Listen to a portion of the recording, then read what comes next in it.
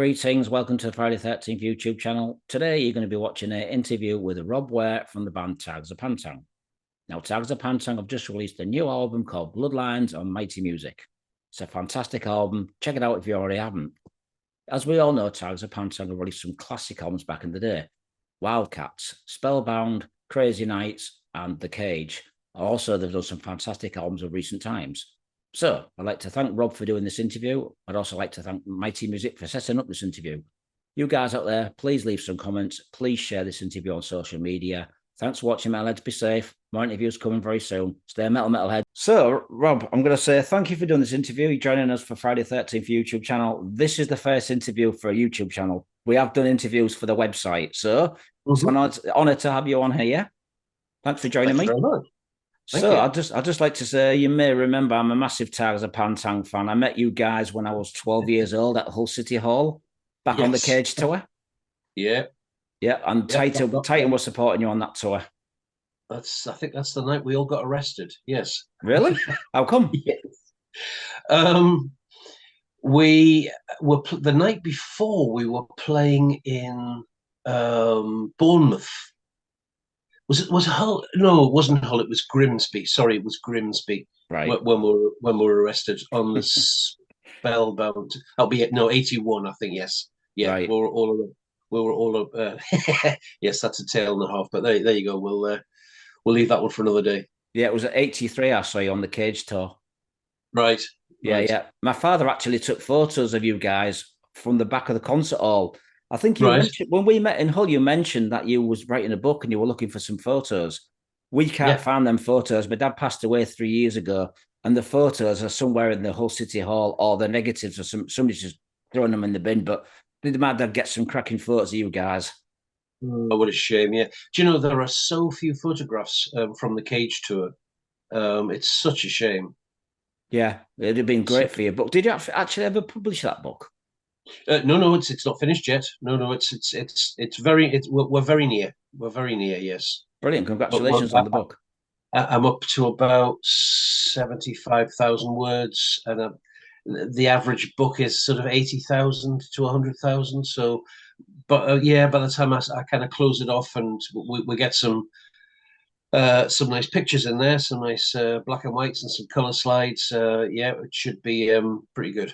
Brilliant. As I say, I mean, I'm thinking of writing a book myself, being a journalist, because I've had so many musicians say you should, all the memories and all the. I can talk about meeting you guys when I was 12 backstage in Hull. Yeah, gosh, absolutely. Yeah. You should. Yeah. Well, I never thought about writing a book, and that all came about when our record company came across from Copenhagen and took us out to dinner, and I was telling my usual stories as I do.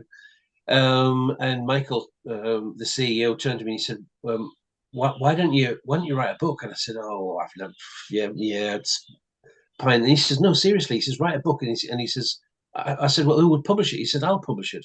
He says, "We'll do it. We'll put it out." And I said, "Oh, okay." He says, "Also," he says, "with all these stories that you tell," he says, "why don't you write a column?" In a magazine which I advertise in called Power Play. And I said, "All right." He says, "I'll put you in touch with Mark, who owns it." And I said, "Okay." So 5 years ago, I was put in touch with Mark, who owns the magazine, and I've been writing a column every month since, called Tiger Man Tales. Interesting. Thanks for hearing that. But like I say, I mean, I'm thinking of writing a book myself, so we'll see what happens. But I do actually still own your autographs from when I was 12. I found them the other day. I found them. I'll have to send you the picture. Yeah, definitely. All right then, Rob. So I'm going to ask you, I don't think I've asked you this question before. As a guitar player, who's inspired you to become a guitarist? Who's your influences? I suppose I've never really been a big kind of sort of guitar hero sort of a person, really. And I come from kind of old school um, um, guitar players that play three notes, but every note counts, rather than guitar players that play 3,000 notes, where do any notes count? I have no idea. That's really not my cup of tea. So I suppose I always used to like Mick Boxer's wah wah guitar playing. I always used to like Bernie Marsden. Both for what he did before Whitesnake and in Whitesnake, and indeed post Whitesnake, his solo stuff, which I think when he left Whitesnake, but before he was in, gosh, the band that he put together. SOS, Bernie Marsden's SOS. Was it SOS? Was it? Yeah, yeah. Um, Before that, he had two solo albums out, which came out.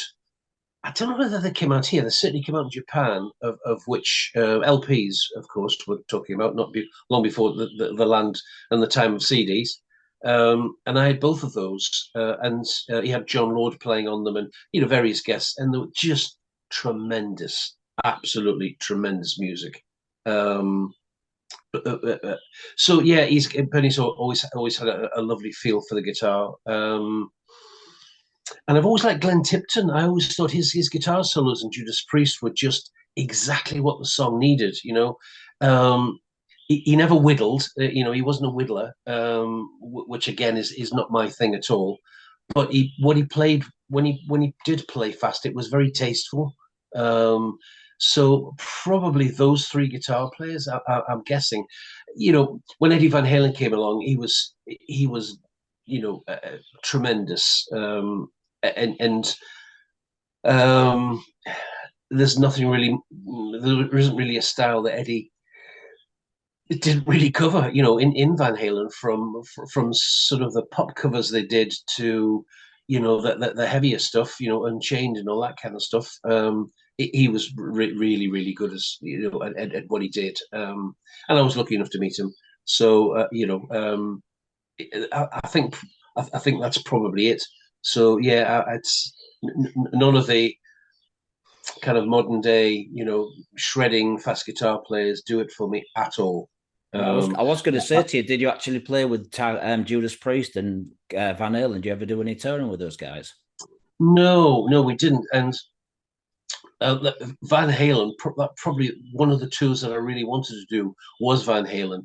Uh, Early 1980, we signed our first record deal with MCA. And March 80 saw us go out on the road, opening up for Magnum. We did about 30 dates with them. And then we jumped on, I think it was the Love Drive tour with the Scorpions. We opened up for them. Wow. Then we moved across and we did On Through the Night with Def Leppard. And then we did the second half of Saxon's Wheels of Steel tour. That was another 3 weeks. And it got to the summertime, and the record company had booked the recording studio for us to record Wildcat, which was going to be our first LP. And I remember we were in the the corridors of power in the MCA building in Great Pulteney Street, which was actually situated in Soho in West End of London. And from going into the records company, I kind of got to meet a few of the managers and became friends with quite a lot of people. And I remember walking along the corridor and knocking on the CEO's door, and this loud voice saying, "Come in," and I, sort of came in, and there's me stood there, not our management, there's just, I just did this off my own bat by myself, there's this little lad with long hair down to his waist, asking the CEO of MCA whether he could put the recording of Wildcat back 2 weeks, so we could open up for Van Halen, because they were coming in the country. And I think they were doing 7 or 8 shows in 10 days. And I thought, oh my God, how good would that be to just to kind of finish off our opening up part of our career, with Van Halen. But he said, no, absolutely not. The studio's booked, the producers booked. Oh, excuse me. That's it. that's what's happening. So I was, a bit saddened by that because I thought, well, it's only 10 days in my head. And in fact, Girls' School opened up for them. And while we were recording Wildcat, the band and Chris Tangarides, our producer, record producer, we all went down to the Rainbow, which is where they were playing in London, and saw the show. So yeah, never really got to it. Met Eddie Van Halen though in '78 when they just opened up for Black Sabbath at Newcastle City Hall, um, and um, Tom Noble, who is the Tigers manager and was the Tigers manager back then. Um, Tom and I were stood at the very back of the City Hall, kind of on guest passes, so we didn't have seats because the City Hall was absolutely rammed. Um, and I'd been going to see bands since about '73 at Newcastle City Hall, and invariably the support badge would play to 400-500 people maybe, and the other 1,500 would be crammed in the bar downstairs, all having a pint, waiting for the two buzzers on the bell, to signify that it was 5 minutes before the headline band came on. But the Van Halen Black Sabbath situation was a completely different deal. It was the first time I'd ever seen Newcastle City Hall with every single seat sat in, downstairs and upstairs. There was nobody in the bar apart from the bar staff, and I think they wished they were upstairs as well. And Van Halen came on and just took the place apart. Absolutely tremendous. And I remember when they took their backline away, Black Sabbath's backline was no bigger. And in those days, the headline band had the biggest backline because the more Marshall stacks you had, the better you were. Of course, that wasn't really the case, but it was. And so when they took Eddie's 3 Marshall stacks away, there was Tony Iommi's 3 Laney stacks. And I thought, oh, right. It was almost a bit of a letdown, for a guitar player and somebody that had seen this happen so many times when the smaller backline's taken away and the huge backline, looms over the top. But that just wasn't the case. And anyway, Black Sabbath duty went on, and I'm stood watching them, and to my right, in the sort of the edge of my vision, I saw somebody come along, kind of like the back wall, if you like, and stand next to me.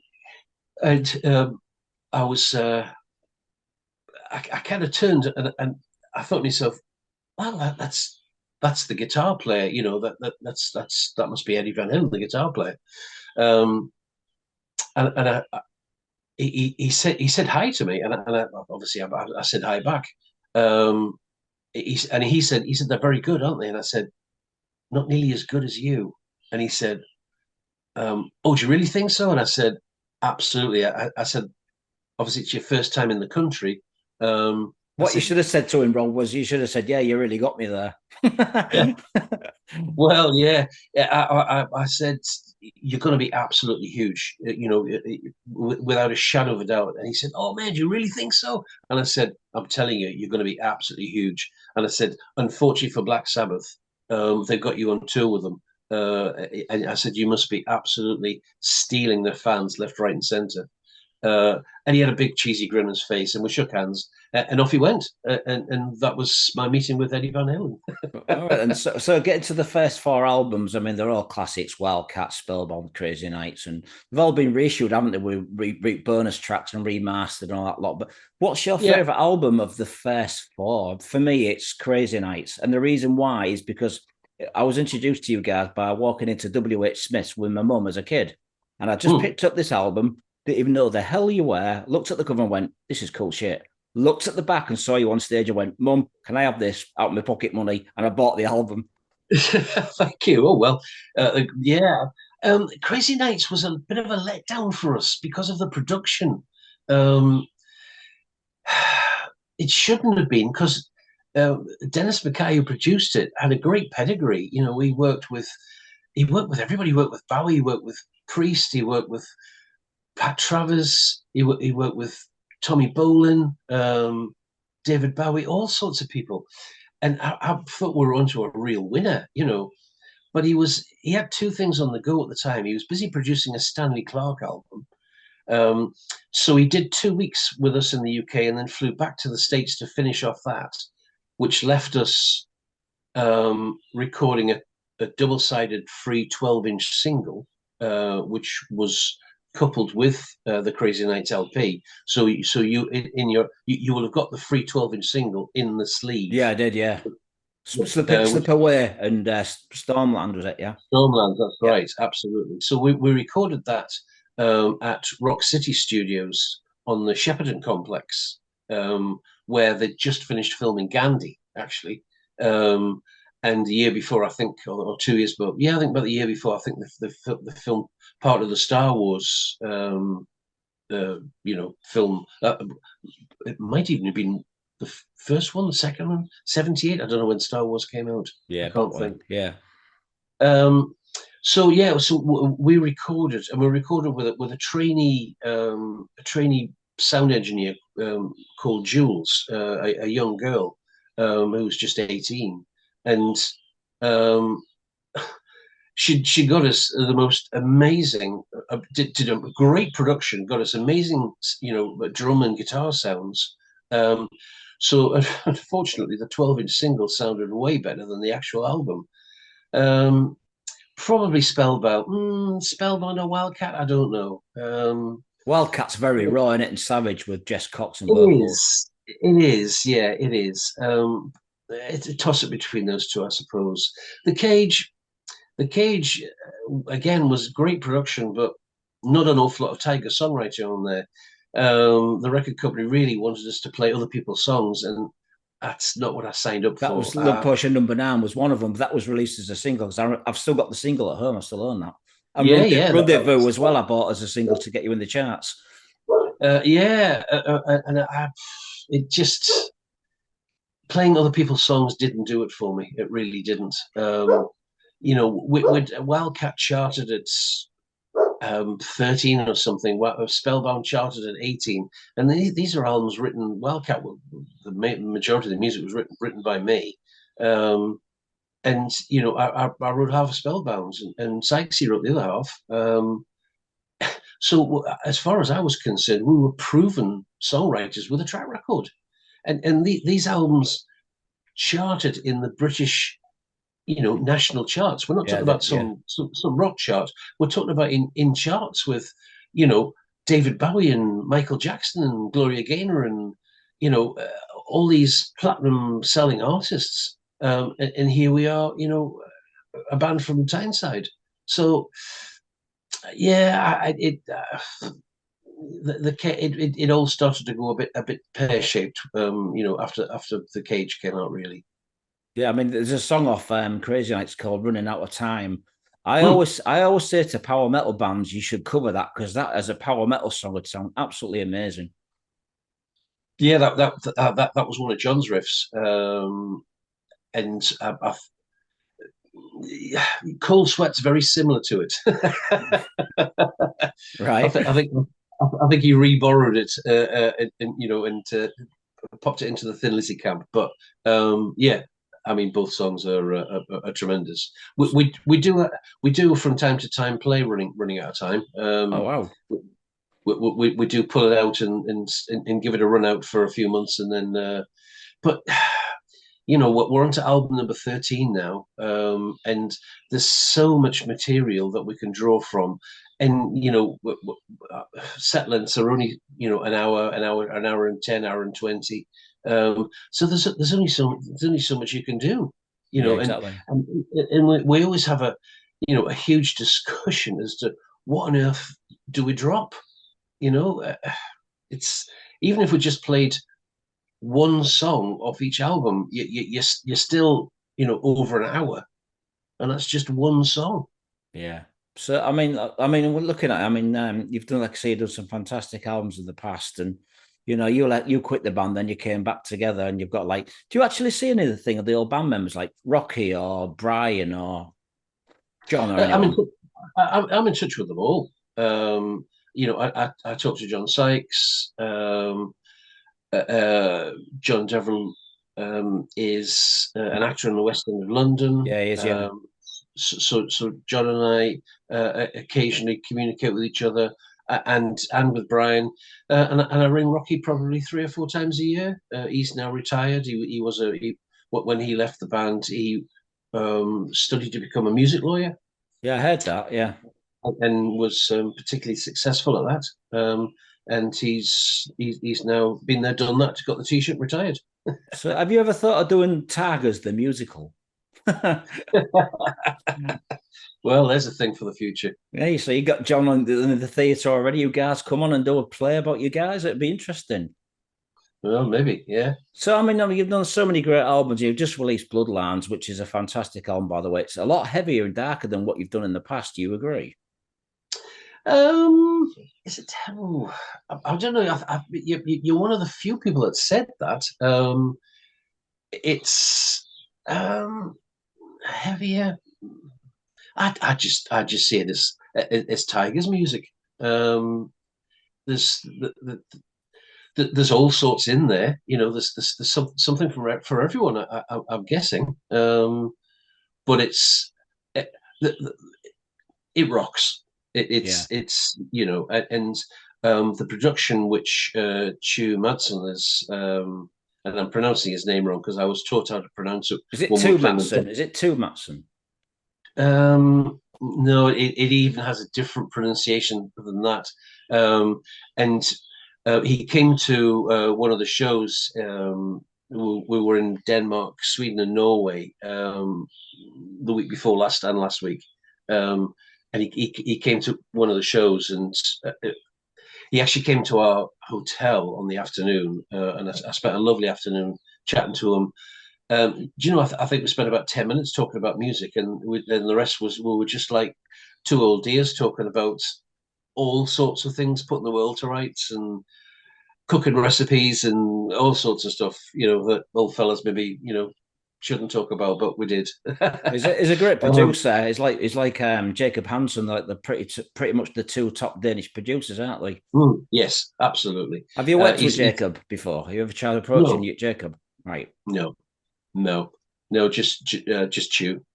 Right. Okay. Because he's worked with a lot of extreme bands, hasn't he? So for him to work with He a band like does, you. and so this was maybe a little bit out of his, out of his remit, out of his kind of comfort zone. But he got the band straight away.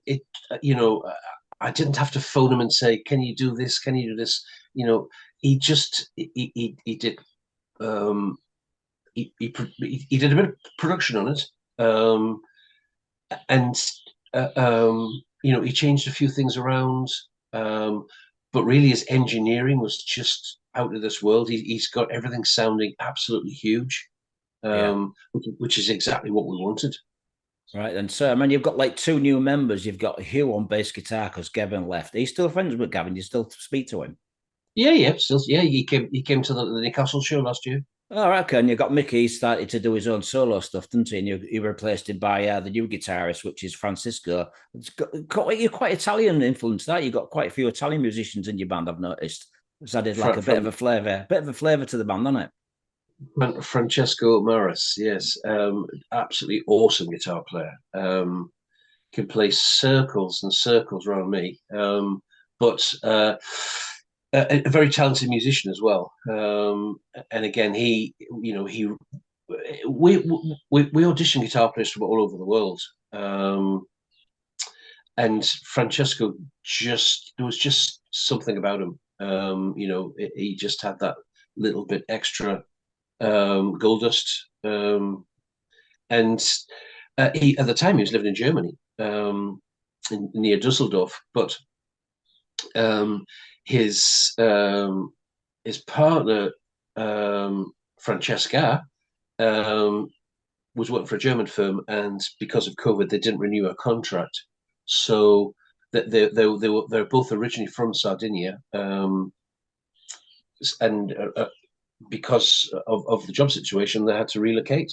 So they've both moved back to Sardinia. So when we play anywhere, Francesco has to fly out from Sardinia, which sometimes is interesting. The connections, which aren't wonderful. Jack, of course, Jack's been in the band 18 years, Wow, is 19 that years, long as that? 19. Wow. 19 years, because Craig and I kind of uh, Craig was in 5 minutes after me. So yeah, Craig and I are 23 years in now to this lineup. Jack must be 19. Yeah, Jack is 19 because we talked about it. He's 20 years next year. So we're going to have we're going to buy a couple of cupcakes and stick a couple of candles in and have a party. Good on you. Um, Good. so yeah, Hugh's been in the band over a year now. Oddly So enough, what from band was Chester. he in? What band was Hugh in before he joined Tigers? He's played in Blitzkrieg. He's played in Avenger. He's played in Holocaust. Um, and he had kind of his own Iron Maiden tribute band called Higher on Maiden. So very, very, again, a very talented musician and absolutely lovely person. Yeah, it's very important. Although you've got to have great musicians, it's very important to have great people as well, because you spend quite a lot of time together, and it helps that you all get on, Definitely. which is of course it's the same in every band all over the world, which is why you hear stories, of people falling out and doing daft things.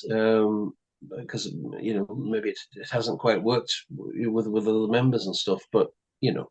Yeah. Uh, So the new album then, Bloodlines. Who came up with the title? Did you have any other titles? um, well, one of the tracks on the album is called "In My Blood," and that was kind of the first thought that we had, because Tigers is in our blood, and then it was kind of adapted to Bloodlines, because the Bloodlines all lead back to the members of the band. And in fact, behind you, of course, you've got the Yeah. album cover Yeah. and the Tiger's head. But I don't know whether if you look at the actual cover, and you see the tiger, it looks like the tiger's in a red forest, but actually he's not in a red forest at all. They're Okay. arteries and veins, Okay. Interesting. Yeah. um, which is conveying the blood, because the tiger is, you'll see he has unfortunately a little bit of a ball patch on his head because he's not quite formed yet. He's evolving out of the bloodlines, out of the arteries and the veins. Well, I'm not going to look at him now because I don't look behind me in case he pounces on me. So I'll keep But away at the yeah, minute. well, there's always a little bit of thought. Actually, there's always a lot of thought which goes into our album covers, and what lies behind them. So yeah, and the artwork was created for us um, by, I'm going to forget his name now.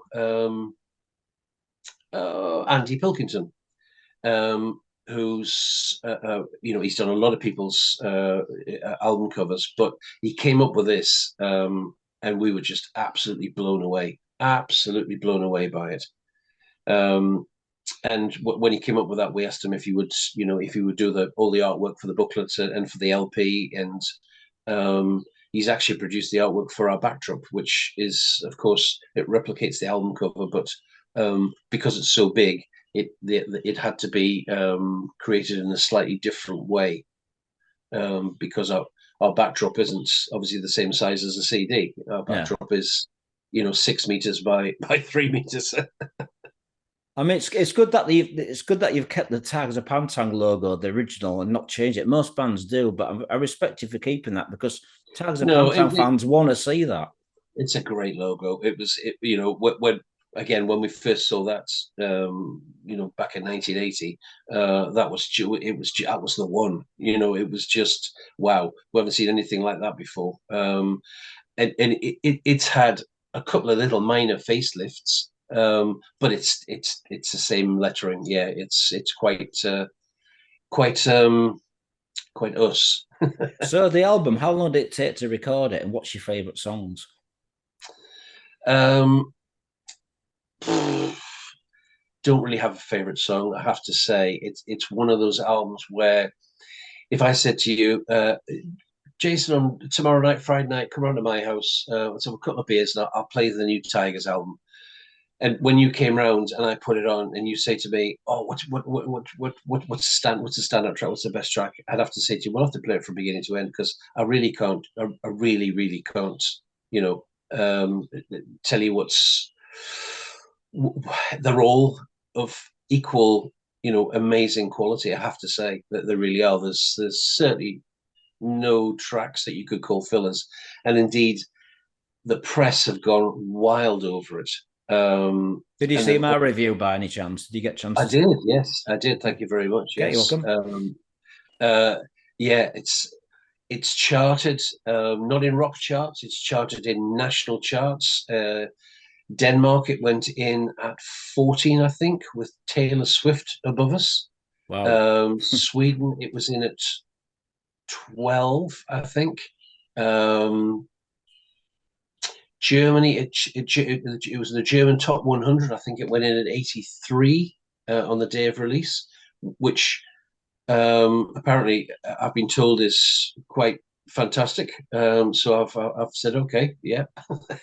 um, if you're telling me that's fantastic for Germany, then that'll do me. And in the rock charts, we've had ones, twos, and threes. In the UK, it went into the Amazon, not the Amazon rock chart, into the Amazon chart. It went straight in at number 3.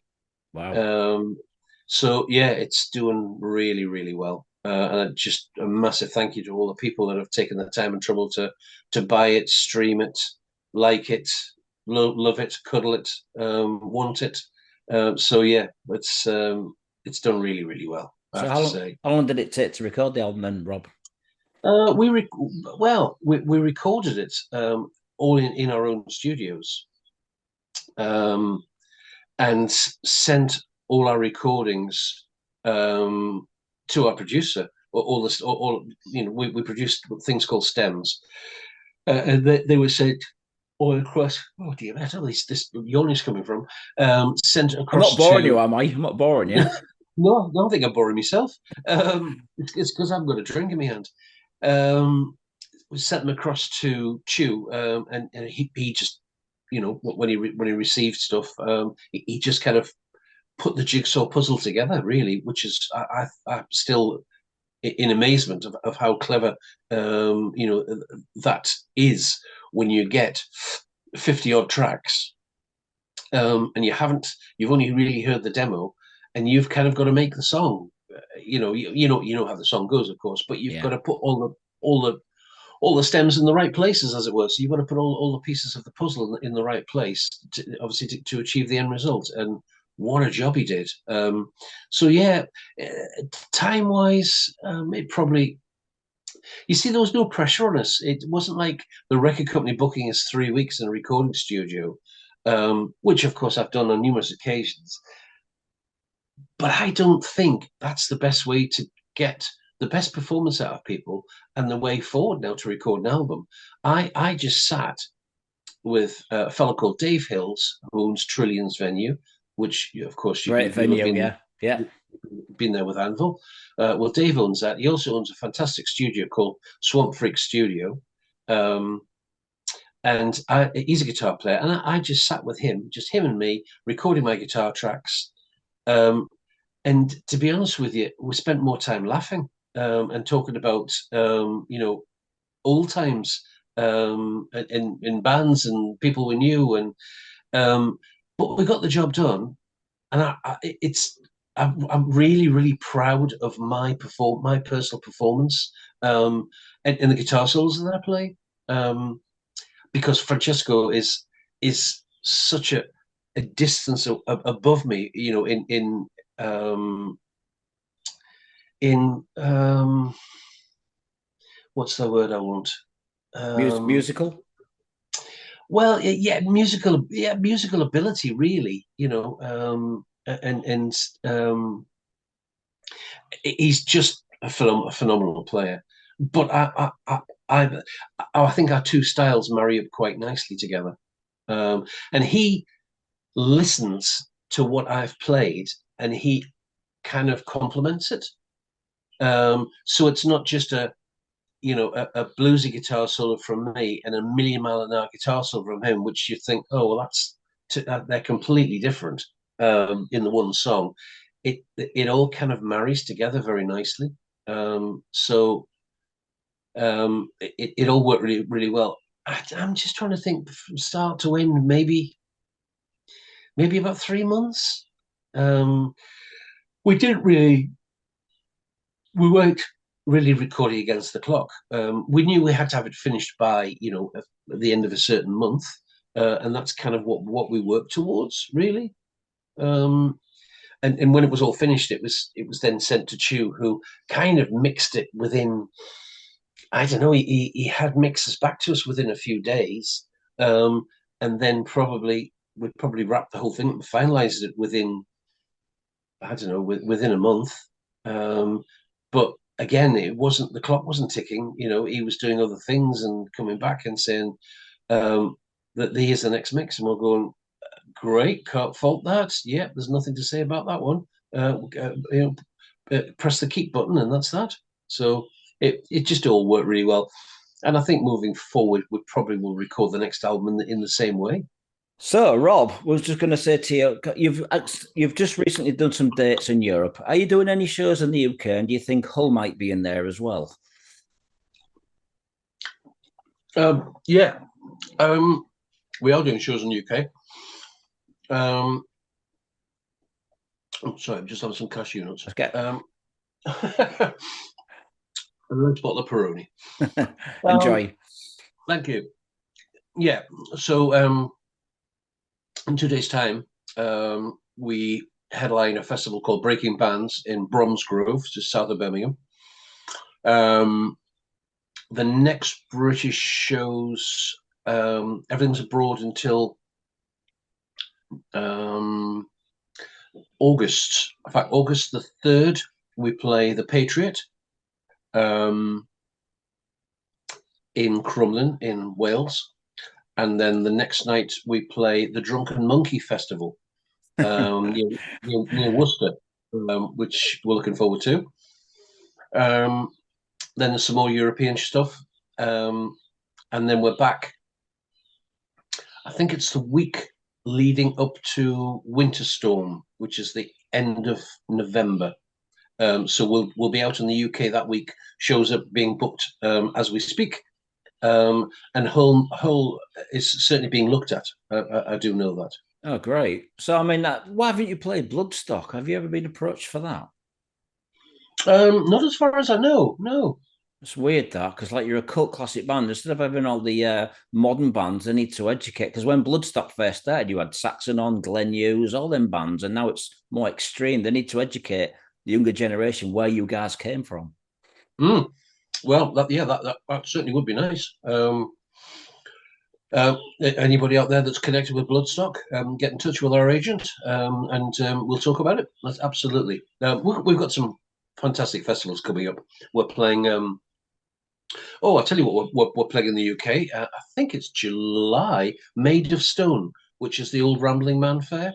Oh yeah. In Kent. So we're playing. We play on the first day with Glenn Hughes headlining. Wow. And I think the second day is Airborne. Right. So yeah, it's a great lineup on that festival. I forgot about that one.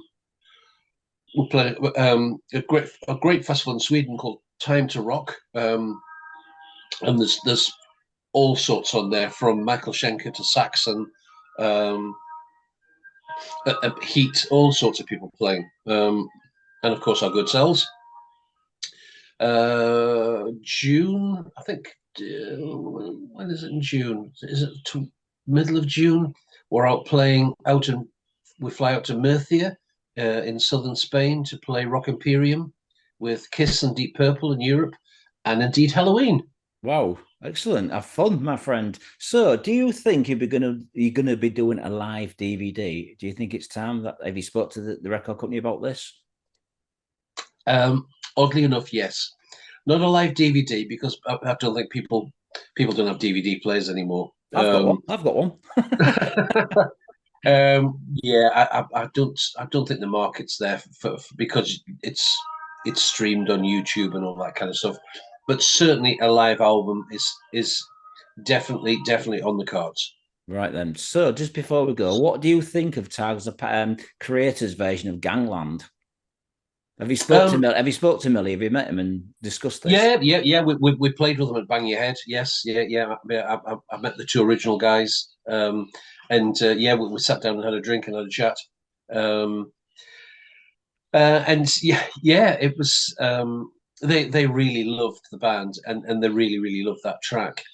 And I mean, it's a fast song anyway. So they didn't really play it much faster. They just had more, I think, more extreme vocals on it. Really, Yeah. it's a great version. Yeah, it's absolutely great version. When you said Bang Your Head Festival, did they not actually come on stage and do a cover with you? Did they not say, let's do it all together as a band, you know? No, do you know that was never talked about? But now you've said it, would have been a good idea. That, yes. It would have been brilliant. So I'm just going to ask you, just before we go, is there any Tigers of Pan Tang tribute albums out there? Do you know of? Oh, There's a type. There's a In Japan. Yes, there is a Sligers of Pan Tang with an right. S, not Tigers. Sligers of Pan Tang, and I think it's all female, and there are So, Tigers of Pan Tang. Tigers of Pan Tang tribute band, so there's no and actual tribute album with like Creator and all these other bands doing. There should be really oh, paying homage to you. not as far as I know, no. But I know we have our own tribute band out in Japan, and the female guitar player looks remarkably like a young John Sykes. Okay, so it's John with a dress, maybe. Well, Oh well, no, definitely a dress. No. There's the tight black leather pants. This girl's wearing. So yeah, they're very much dressed in the day.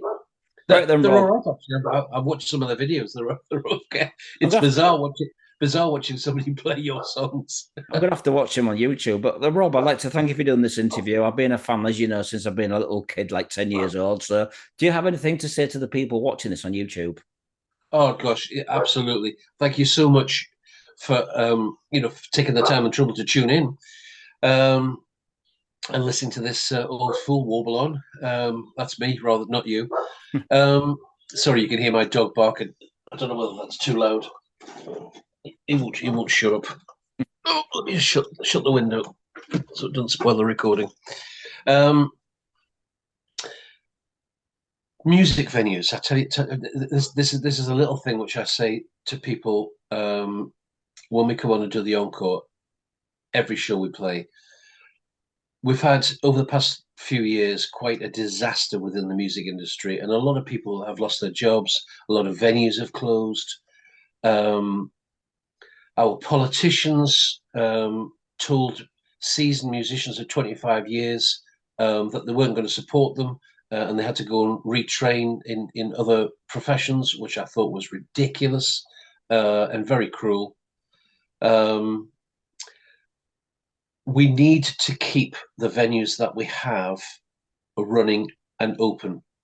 Um, and in order to do that, when bands play, not just the Tigers, of course, when any bands play, if it's if you fancy, if you even half fancy going to see them, try and make every effort, to go out and support the club and support the band because both of them really need everybody's help. The staff that work in the venue, the sound guy, the person that sticks the bottles on the shelves from the cellar, everybody, the person that washes the floor, everybody's a job. Everybody wants to keep their job. And in order to do that, the venue has to stay open.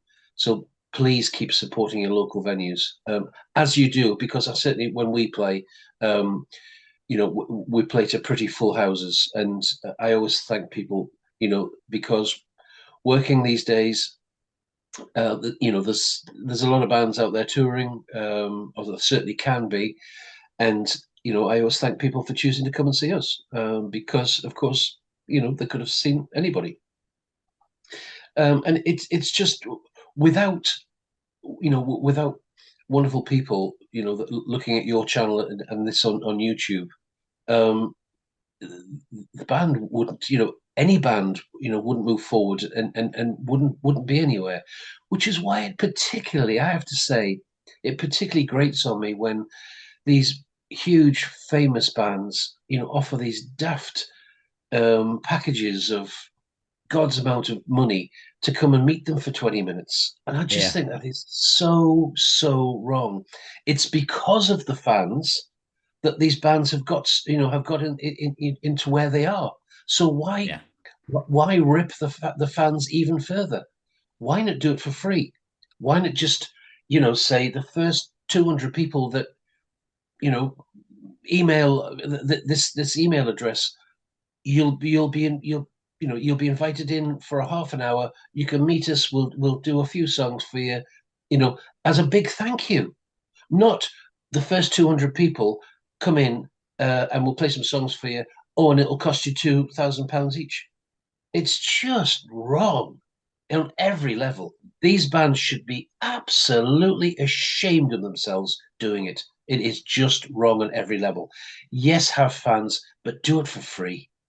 Dave Meniketti and I have had this conversation, and he absolutely 100% agrees. You just don't charge people, not when they've taken the time and trouble to put you in that privileged position in the first place. So it's a huge part of the Tigers remit. After we've played, we give ourselves, crikey, it takes me 10 minutes to get out of me wet spandex and iron myself, give myself a good steam iron, get all the creases and the crinkles out, put a clean shirt on, and come out and spend as much time with people as they can stand me. I put a bit of fresh aftershave on, and I don't stink, and it's a huge part of it. And people are interesting. We love meeting them and finding out what makes them tick, and thank them for coming to the show. I don't want them to give me £100 because I've said hi and whatever. It's just not on. Right. So thank you, Rob, for doing this interview. I hope you have a good evening. I'm off my soapbox now. Speech over, sorry. So have a good evening, my friend. Keep in touch. Thank you very much indeed. It's been an absolute pleasure. Take care.